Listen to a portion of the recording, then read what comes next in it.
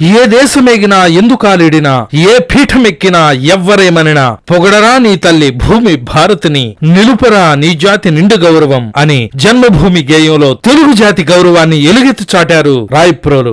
నవ్య కవితా పితామహునిగా భావకవిగా రాయప్రోలు గారు తన తృణకంకణం సంపుటితో అమలిన శృంగార తత్వాన్ని ఆవిష్కరించారు. అంతేకాదు ఖండకావ్య ప్రక్రియకు ఆద్యుడయ్యాడు. తెలుగు కవులు అప్పటి వరకు సాగించే సంస్కృత కావ్య అనుకరణ, అనుసరణ, అనువాదాల నుండి స్వతంత్ర రచన వైపుకు దృష్టి మళ్లింపజేశాడు. రాయప్రోలు గారు అనేక గ్రంథాలు రచించారు, అనేక పురస్కారాలు స్వీకరించారు. జాతీయవాదిగా అనేక దేశభక్తి గేయాలను రచించిన కవి. ఉస్మానియా విశ్వవిద్యాలయం తెలుగు శాఖలో ఆచార్యులుగా, శాఖాధ్యక్షులుగా కూడా వారు పనిచేశారు. అమరావతి పట్టణమున బౌద్ధులు విశ్వవిద్యాలయములు స్థాపించునాడు, ఓరగల్లున రాజవీర లాంఛనముగా బలు శస్త్రశాలలు నిలుపునాడు అని ఇలా అద్భుతమైనటువంటి కవిత్వాన్ని రాసినటువంటి కవి రాయప్రోలు.